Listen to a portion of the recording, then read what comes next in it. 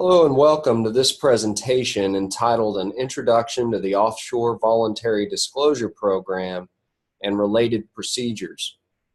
My name is Jason Freeman. I'll be guiding you through this presentation today on behalf of the tax section of the Texas State Bar, as we take a little bit of an overview of the OVDP, Offshore Voluntary Disclosure Program, and some of the related procedures or programs that are available to taxpayers in this context. Now we'll start with something of just an overview to put what we're going to talk about today into a little better context.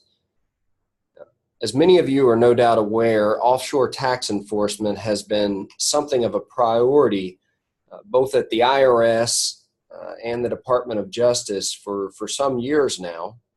Many of you are aware of some of the better known initiatives such as FATCA, or the Foreign Account Tax Compliance Act, as well as the Swiss Bank program, which time permitting we'll discuss a little bit today. And some of the other sources of data that have really made this an interesting area, such as some of the infamous data leaks like the Panama Papers. When you look at what has really happened in recent years in terms of offshore tax enforcement, we've seen some very interesting statistics. One of those key statistics has certainly been a sharp and recurring increase in FBAR filings, and that's certainly no doubt been largely driven by the Offshore Voluntary Disclosure Program and the effort to publicize many of the international reporting obligations that exist, as well as some of the prosecutions that have garnered a good deal of publicity. In terms of the history and context of the OVDP and its voluntary disclosure practice, we'll talk a little bit today about what that voluntary disclosure practice has been historically. But just looking specifically at the OVDP, there have been really three iterations of the OVDP, which in modern times began in 2009. With a short window program, and then was reopened subsequently in 2011. And then the modern program, which we have, was opened in 2012, though it was fairly significantly modified in 2014.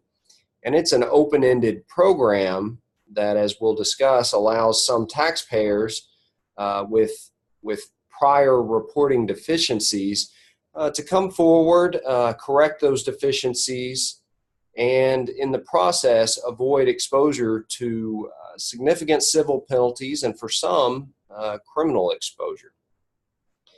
The program itself, the OVDP, through all of these iterations, has been remarkably successful. In fact, I would say it's been one of the most successful programs in the history of the IRS. And we have seen since this 2009 timeframe that there have been more than 55,000 taxpayers come forward, paying in the range of $10 billion for previously undisclosed accounts. And then as part of we can characterize as an adjunct program through the streamlined filing procedures, which were initiated in 2012. There have been something on the order of around 50,000 plus taxpayers coming forward and paying in excess of $450 million to report their previously undisclosed accounts. So all told, between the programs, that's really more than 100,000 taxpayers coming forward and paying in more than $10 billion in collections to the IRS. So again, I say it's been one of the most successful programs in the history of the IRS. Now, separately, along with these developments, we've really seen that the IRS has conducted thousands of offshore-related civil audits resulting in tens of millions of dollars. And there have been criminal charges, a number of criminal charges, leading to billions in criminal fines and restitution. So today we are going to walk through some of the practice pointers and steps in making an offshore voluntary disclosure, as well as some of the alternatives to a formal voluntary disclosure. So what is a voluntary disclosure? A voluntary disclosure occurs when the taxpayer's communication to the IRS is truthful, timely, complete, and when the taxpayer shows a willingness to cooperate with the IRS to determine his or her tax liability and makes good faith arrangements with the IRS to pay in full the tax, interest, and penalties determined to be applicable. Now, IRS CI, Criminal Investigation Division, has had a voluntary disclosure practice going back to the 1950s. And again, this is something that's really technically distinct from the OVDP, though it's largely been incorporated into the OVDP. This administrative policy does not create substantive rights. In fact, it's viewed as a factor that's taken into consideration. And the idea behind this is, the taxpayer comes in, says they have not been reporting income on particular transactions or have recognized some other problem, and they do so in a timely manner. And timeliness is really key here. Timeliness basically means the taxpayer has come forward before coming onto the IRS's radar. So, for example, that's before the IRS initiates a civil exam or criminal investigation, or even an examination or investigation that's directly related to the specific liability of the taxpayer. For example, an audit of a partnership's partner that's directly related to partnership fraud affecting the taxpayer. So timeliness is one of the key considerations in making a voluntary disclosure, which again, under IRS historic practice, has been viewed as a factor that would be taken into consideration in terms of whether the taxpayer is referred criminally. Now, the Offshore Voluntary Disclosure Program is a program that, again, the IRS first initiated back in 2009 that provides a uniform and mitigated penalty structure and process for qualifying taxpayers who come forward voluntarily and report their previously undisclosed foreign accounts and assets. So the idea here is we provide these taxpayers with a set penalty structure, which is as we'll see in the coming slides, a very mitigated penalty structure compared to the potential exposure that a taxpayer may face. Perhaps the most important aspect of this program is what I'll refer to as criminal amnesty. The idea here is you may have a taxpayer who has prior fraudulent activities or willful filing violations, and in exchange for coming forward and paying under the mitigated uniform penalty structure, the IRS also agrees not to prosecute the taxpayer. And another important aspect of the program is that at the end of the day, the taxpayer will enter into a closing agreement, a Form 906 with the IRS, which really spells out the taxpayer's obligations and the IRS's obligations under the OVDP. So let's look at a quick example to see just how the OVDP works. In this example, I've just made some very simple assumptions. Let's assume that we are making a disclosure, voluntary disclosure, which the most recent year will be 2016. And let's assume that the taxpayer had $1 million on deposit going back to 2009. And in fact, we can assume that $1 million was on deposit for as many years prior to that as we want, and that it has spun off interest income of $50,000 a year. So the taxpayer Here we will assume willfully and fraudulently failed to report this account and any of the interest income from the account. And to simplify matters, let's just assume a marginal tax rate of 35% applies to the taxpayer. Well, here, if the taxpayer in this example comes forward and makes a successful offshore voluntary disclosure, the taxpayer would face the following penalties or scenarios under the OVDP. The taxpayer would end up paying in a total of $553,000 plus interest, which is comprised of the tax of $140,000. That's the tax on the $50,000 of income per year. An accuracy-related penalty of $28,000. That's 20% of the $140,000 of unreported income. And the big one is the miscellaneous offshore penalty of $385,000 here.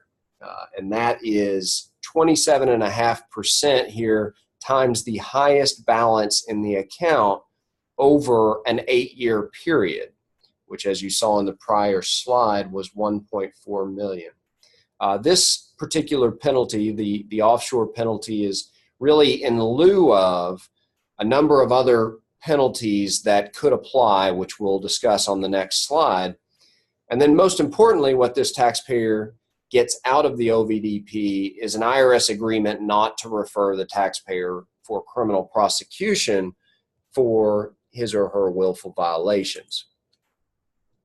Now, if we look on the flip side at what did this taxpayer face by not coming forward, we see that statutorily the IRS may have been authorized to impose civil penalties in excess of $4 million. So this includes potential FBAR penalties, potential fraud penalties, as well as a host of other informational return penalties that could apply depending on the particular circumstances of the taxpayer. And these can range from everything from Form 8938, 3520s, 8865s, 5471s, and a host of other potential information returns that, again, can apply depending on the circumstances. I will point out that a big portion of the potential penalties is attributable to FBAR penalties. There have been some administrative handcuffs placed on the IRS's ability to assert the full measure of the statutory FBAR penalties. But nonetheless, I think this slide really demonstrates the potential exposure that a taxpayer may face and the mitigated penalty structure that can apply under the OVDP. This raises the question of how exactly might a taxpayer be discovered, and what are the potential motivations for coming forward. In a nutshell, risk of detection is increasing every day. We see through a number of channels that the IRS and Department of Justice are receiving more and more information. And we see that through FATCA, and many of us have experienced clients who've received FATCA letters. We also see information flowing in from treaty requests, bank summonses, John Doe summonses, through grand jury investigations. Another interesting one is through other voluntary disclosures. We've really seen the government able to develop a massive database linking to promoters, family, accounts, just through information obtained from other taxpayers through other voluntary disclosures. In addition, we're seeing information flowing in from audits, whistleblowers, cooperating banks through, for example, the Swiss bank program, and through other avenues. And so, as I say, in a nutshell, we're seeing that the risk of detection for taxpayers is increasing every day. So what are some alternatives to the OVDP? I just want to touch on these to put the OVDP in context before we dig in a little further. The first alternative, or obvious alternative, is just what I call the head in the sand approach, which is essentially doing nothing.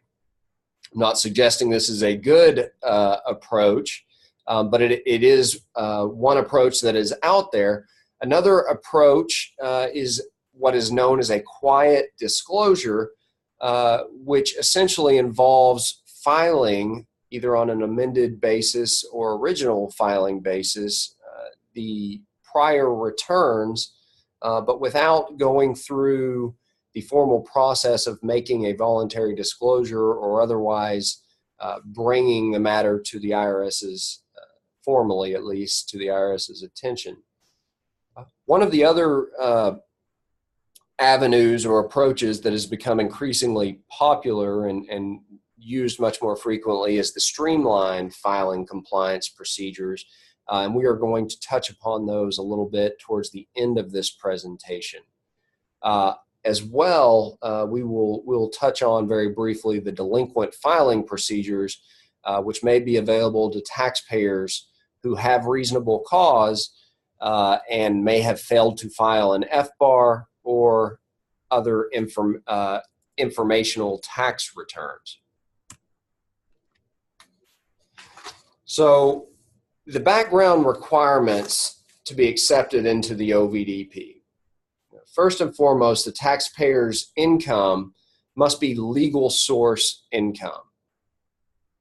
The taxpayer must also meet the other requirements under the Internal Revenue Manual's voluntary disclosure practice, which we discussed in an earlier slide, which basically requires that a taxpayer must come forward in a truthful, timely, and complete manner.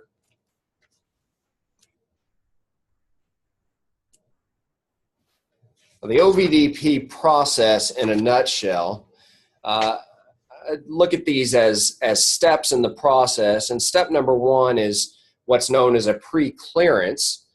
This is an optional but highly advised step in the process. The second step is the voluntary disclosure letter, the submission of the voluntary disclosure letter.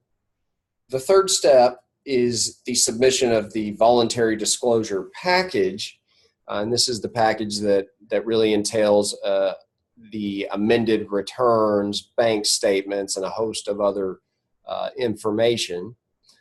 And then finally, as another optional step in the process, is the opt-out, which we'll discuss just a little bit, but basically involves opting out of the penalty structure under the OVDP and making one's case for a lower penalty, but bearing the risk that the IRS may decide that it's appropriate to impose the full measure of penalties available. And then finishing out the process. So step one is the submission of a pre-clearance request. This is a request that's submitted to IRS CI asking essentially whether the taxpayer would be timely in coming forward with a voluntary disclosure. And that is the taxpayer already on the IRS's radar? This is a fairly simple process. It's a one-page fax that's sent to IRS CI. And generally, CI will respond within 30 days, informing the representative or taxpayer as to whether the taxpayer would be timely in coming forward. You may ask why is this an important step? And a short answer to that is the following steps in the process require a taxpayer to come forward with substantial, potentially incriminating information. And so at the pre-clearance stage, the taxpayer is given an opportunity to submit much less information, though the taxpayer will be required to identify him or herself, and to obtain some level of confidence as to whether the taxpayer will be eligible to make a voluntary disclosure before providing the government with substantial amounts of potentially incriminating information. Now, step number 2 is the voluntary disclosure letter. The voluntary disclosure letter requires the submission of some in-depth information requiring the taxpayer to advise the IRS about things like the source of funds, the taxpayer's interaction with the bank account and with those at the bank, to disclose any facilitators, and as well as to provide an estimate of the account balances. The voluntary disclosure letter is due 45 days after the pre-clearance is received. So this is one of those steps where in preparing a taxpayer's voluntary disclosure, the representative wants to have their ducks in a row so that you're prepared to comply with the filing deadlines that come into play. And finally, step number 3 is the submission of the voluntary disclosure package. So the voluntary disclosure package is due 90 days after receiving a preliminary acceptance.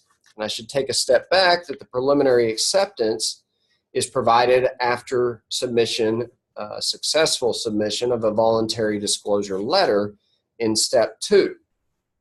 As you can see on the slide, there are a host of items that must be provided with the voluntary disclosure package, including original tax returns, amended returns, FBARs, amended FBARs, statute of limitations waiver, and a host of other items providing information about the account or the taxpayer's foreign assets. And this includes an OVDP penalty calculation. Again, as we saw in an earlier slide, that penalty is generally applied to the at 27.5% of the highest aggregate balance of the taxpayer's offshore assets or unreported offshore assets, though there is a potential penalty increase to 50% for certain, we'll say, tainted offshore assets.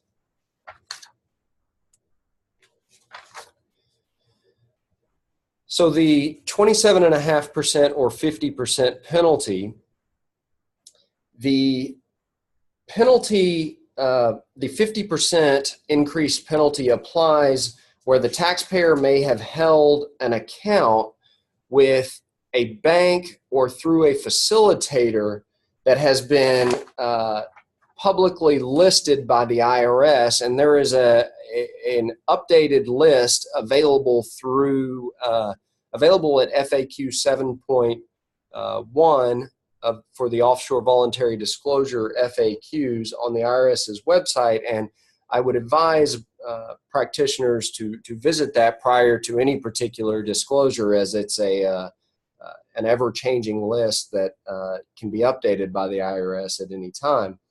But I will point out where a taxpayer has an account at such a bank or through such a facilitator, all of the taxpayer's reportable assets that come into the penalty base are subject to that 50% penalty, even those that may have been held in an account that was not so listed.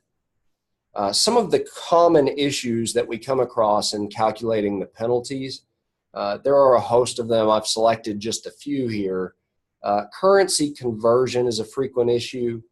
Currency is converted as of the end of the year in all situations. Transfers between accounts, another common scenario.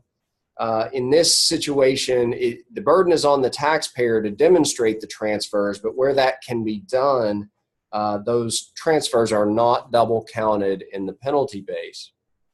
What about valuation discounts for assets held through entities? There is no valuation discount available. Co-ownership of OVDP assets, taxpayer in this situation again bears the burden, but where they can demonstrate that they have only owned a percentage of the assets, that is the percentage that will be placed into the penalty base for that taxpayer.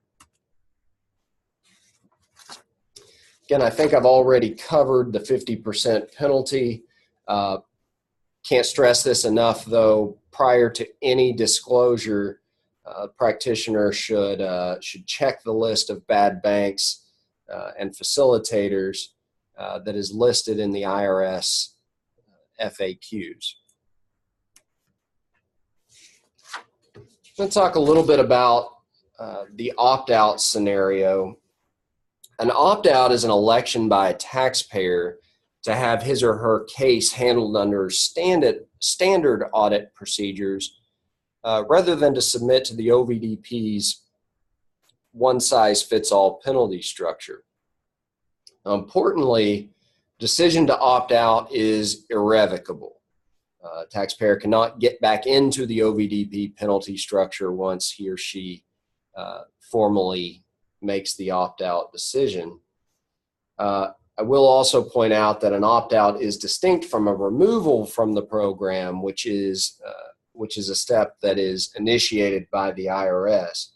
And so long as the taxpayer continues to cooperate in an opt-out scenario, he or she should continue to receive protection from criminal referrals, but will be potentially subject to, again, the full measure of penalties that may be available to the IRS.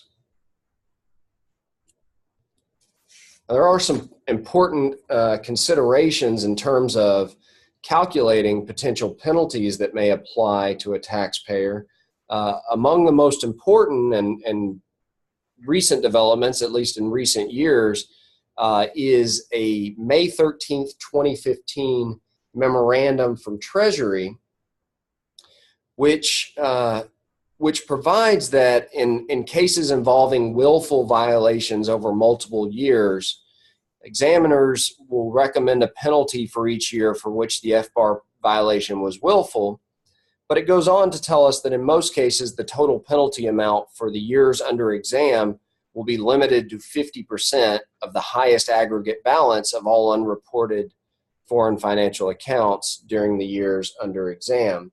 And this is important to note because as a statutory matter, the IRS has the ability to impose a 50% penalty per year for unreported foreign accounts. Now, there is a 6-year statute of limitations that applies, but nonetheless, one can take an easy example of an account with $1 million in it over a 6-year period and very easily see that the statutory max for such a penalties in that sort of case would be $3 million. That is more than was ever in the account, where a taxpayer may have willfully failed to file an FBAR reporting the account.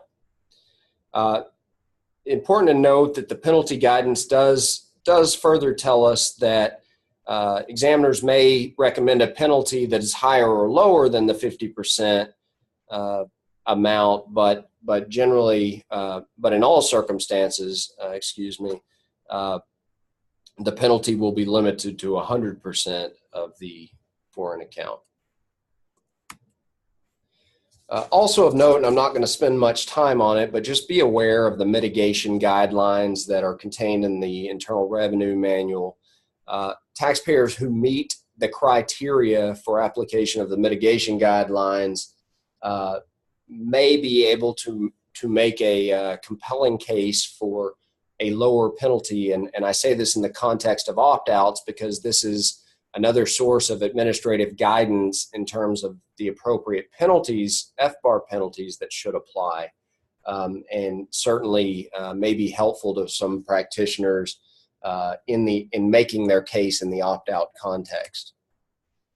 And then finishing the process of an offshore voluntary disclosure. For those who have not been through the process, it may be helpful to understand that a revenue agent is actually assigned to the voluntary disclosure.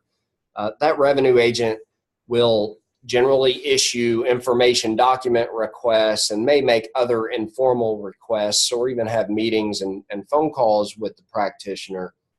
At the end of the day, that revenue agent will review the records and returns submitted and ultimately certify the correctness of the submission, or at least I should say hopefully certify the correctness of the submission.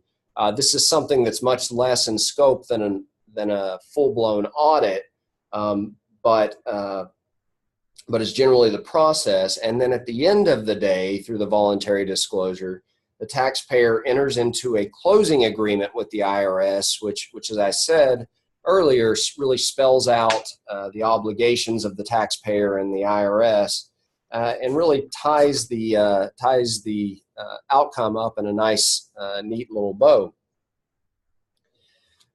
Some common questions: how long does the voluntary disclosure process take? Generally, the process will take more than a year. It may be for some moving more quickly now, depending on the complexity of the disclosure, but generally anywhere from a year to a year and a half may be a safe estimate. When does the client have to pay? Clients now have to pay with the submission of the voluntary disclosure package. That is at step 3. Are penalties negotiable? The penalties are not negotiable. It is a uniform penalty structure under the program. That being said, obviously the opt-out is a possibility for some taxpayers, in which case the taxpayer is able to make their pitch as to the appropriate penalties that should apply, and in some sense penalties may be negotiable in that sense. Is a taxpayer still eligible for streamlined relief if they have an account that was held at a bad bank? This is actually a frequent question. The answer is yes, so long as the taxpayer's failure to report the account was not willful. Question: can the taxpayer just disclose some but not all of the unreported accounts? The answer here is no. The taxpayer must disclose all unreported accounts. Otherwise, the taxpayer will not be complying with the fundamental requirement that the disclosure be full and complete. Lastly, when will the OVDP end? That is a good question. The program is currently an open-ended program. The IRS has not provided an end date for this program, but has made very clear that the program could end at any time. So just revisiting some of the alternatives to the OVDP, I want to go through each of these in turn. The head in the sand approach. Again, this is the do nothing approach, where a taxpayer files correctly going forward, but does not go back and correct prior returns for which the filing deadlines have already passed. I'll mention that this presents serious risks. Taxpayers should be aware, and practitioners will have a Circular 230 obligation to explain that a number of penalties may apply to those prior filing deficiencies.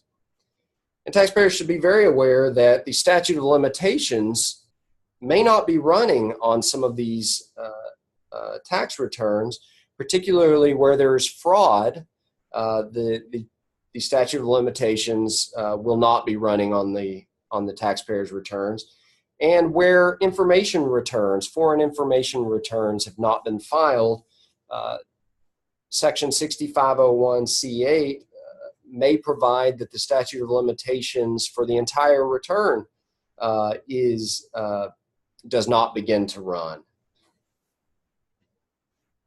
So as one can see, there's a significant amount of potential exposure and risk for taxpayers who may decide not to come forward through one of these programs or approaches, but instead to employ the head in the sand approach. Now, quiet disclosures. Quiet disclosure, there's not really a formal definition of a quiet disclosure, but it generally involves filing amended returns and forms reporting the additional unreported income and assets without making a voluntary disclosure or otherwise notifying the IRS. This is more of the cross your fingers and pray approach. I will point out that the IRS has been clear that bare amended returns don't meet the requirements for a voluntary disclosure under the historic voluntary disclosure practice. So taxpayers should remain aware of that in judging and evaluating the potential risk of a quiet disclosure. They should also be very aware that any such filings could be audited, could have penalties assessed against them, and there is no formal criminal protection when such an approach is employed. I also want to touch on the streamlined relief. Again, just briefly, there are two streamlined relief procedures that have come into play since 2014. The Streamlined Foreign Offshore Procedure, SFOP is the acronym here, and the Streamlined Domestic Offshore Procedure, SDOP. Key distinction between the two is that under the Foreign Offshore Procedure, no penalty applies to the taxpayer. Taxpayers will only be eligible for the SFOP, the Foreign Offshore Procedure, where they satisfy a non-residence test. And so that test is basically as follows. For U.S. citizens and lawful permanent residents, the taxpayer must not have had a U.S. abode during any, I'll step back. During any of the 3 most recent years for which a deadline, the tax filing deadline has passed, the taxpayer must not have had a U.S. abode and must have been outside of the U.S. for at least 330 days during one of those years. And for non-citizens, the taxpayer must not have been a U.S. resident under the substantial presence test of Section 7701B3. I will also point out that taxpayers who have already submitted an offshore voluntary disclosure letter from that point forward are no longer eligible for streamlined relief. So it is one or the other. Now, the big kicker with a streamlined filing procedure is the taxpayer's certification of non-willfulness. Taxpayer must be able to certify that their prior filings or filing deficiencies were not willful.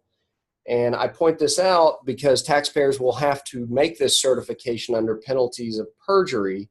And so as a practitioner, it is incumbent upon us and very important that we evaluate the particular facts of the taxpayer's case in light of administrative guidance and